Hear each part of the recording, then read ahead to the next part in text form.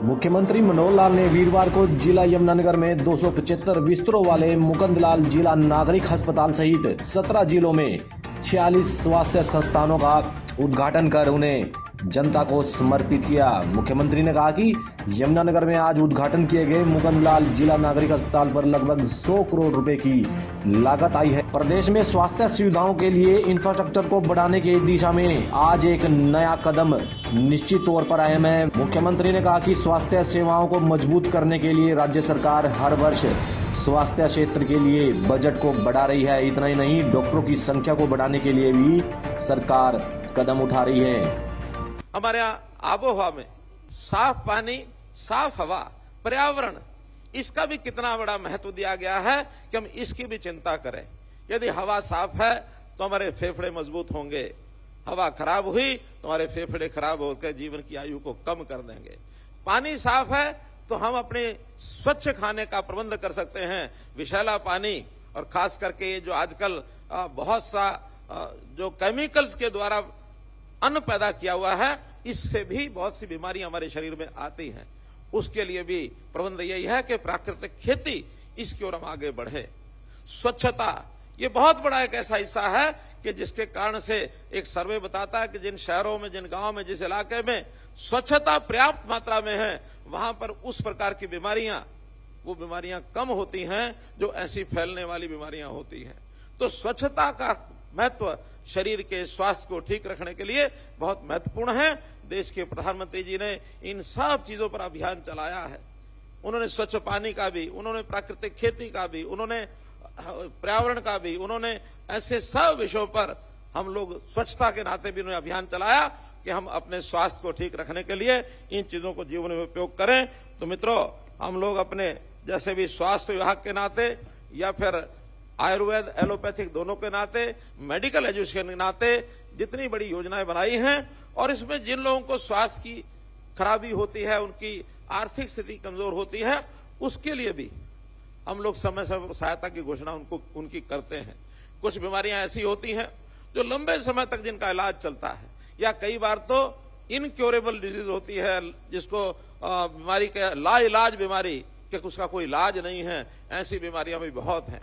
इसके लिए हमने 3 बीमारियों का पहले घोषणा की थी कि 2500 रुपया, बल्कि अब तो 2750 रुपया है, जो हमारी ओल्ड एज पेंशन है, इतनी पेंशन उनको हर महीने मिलेगी, जिसके अंदर हमने थैलेसीमिया, हीमोफीलिया और इसी प्रकार कैंसर स्टेज 3 और कैंसर स्टेज 4 ऐसे सब पेशेंट्स को वो जो पेंशन हम ओल्ड एज या विडो पेंशन के बराबर ये पेंशन उनको मिलेगी। आज एक नई मैं घोषणा और कर रहा हूं, मेरी जानकारी में भी कुछ दिन पहले आया। इसके अलावा भी बहुत सी लाइलाज बीमारियां हैं, और उन लाइलाज बीमारियों की सूची जब हम पढ़ने को देखने को मिलती है तो वो लगभग 55 बीमारियां हैं। और इन 55 बीमारियों के लिए हम लोगों ने उनका भी एक अध्ययन किया है, तो पता लगा है कि ये भी लगभग ये 55 ऐसी बीमारियां हैं, रेयर डिजीज इसको कहते हैं। और इन बीमारियों में मुख्य रूप से 2-3 का नाम जो मुझे बताया गया है, गॉचर डिजीज है, पॉम्प्स डिजीज है, ड्यूचेनी मस्कुलर डीएमडी जिसको कहते हैं, स्पाइनल मस्कुलर एस्ट्रोट्रॉफी है। एक बार ये बीमारी बचपन में भी मान लो कहीं डायग्नोज हो जाए तो धीरे धीरे 5 साल बाद, 10 साल बाद शरीर पर ऐसा करना शुरू करती है कि शरीर के अंग शिथिल हो जाते हैं। कभी कभी मस्तिष्क यानी ब्रेन, उसके ऊपर असर करता है, आदमी की चेतना खत्म हो जाती है। और घर में भी उस पेशेंट को जो परिवार के लोग लगातार रखते हैं, मालूम है कि लाइलाज बीमारी है, ठीक होने वाली नहीं है, व्यक्ति के जीवन का कोई भरोसा होता नहीं है, लेकिन फिर भी उसके इलाज के लिए हर संभव प्रयत्न वो लोग करते हैं। तो ऐसी बीमारियों को भी आज हम लोगों ने जो इसका एक वेबसाइट जो हेल्थ डिपार्टमेंट की है, उस पर ये सब बीमारियां चिन्हित करवा दी हैं कि इन बीमारियों से पीड़ित अगर किसी के परिवार का कोई सदस्य है तो उसी वेबसाइट के ऊपर उसका वो रजिस्ट्रेशन करें।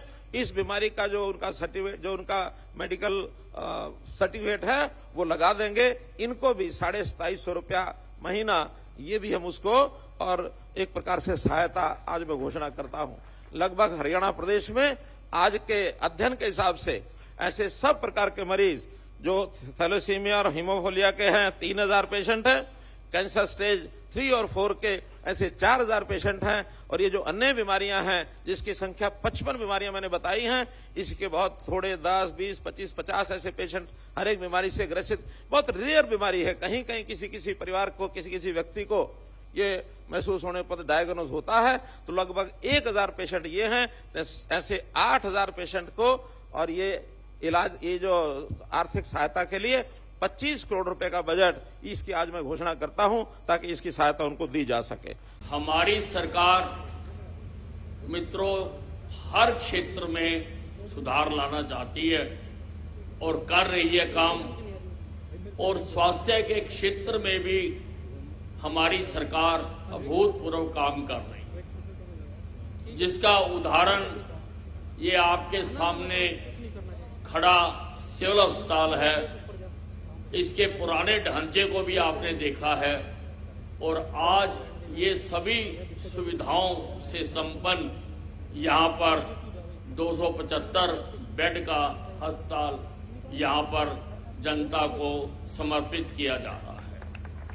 हम इसी प्रकार से अंबाला शहर में, अंबाला छावनी में, यमुनानगर में, कुरुक्षेत्र में, पानीपत में, अनेकों स्थानों पर हमने स्वास्थ्य विभाग को पूरी तरह से बदलने की कोशिश की है और उसमें आज ये 46 अस्पताल और जुड़ने जा रहे हैं, जिसमें सिवानी का, भिवानी का, करनाल का भी 50-50 बेड का अस्पताल है। बाकी पीएससीज हैं जहां अन्य जो स्वास्थ्य विभाग की सुविधाएं हैं वो हैं। हम स्वास्थ्य विभाग में एक समय था कि जब यहाँ पर एक्सरे की मशीन भी नहीं हुआ करती थी। हम आज कोशिश कर रहे हैं कि हम अपने सभी जिला अस्पतालों में एक्सरे की मशीन, अल्ट्रासाउंड, एमआरआई और हमने कैथ लैब भी लगाए हैं। 4 कैथ लैब हमारे चल रहे हैं। अंबाला में चल रहा है, फरीदाबाद में चल रहा है, गुड़गांव में हमारा कैथ लैब चल रहा है। 4 कैथ लैब हमने लगाए हैं और हजारों लोगों का जिंदगी हम बचा चुके हैं। स्टंट डालकर हम उनकी जिंदगी बचा चुके हैं।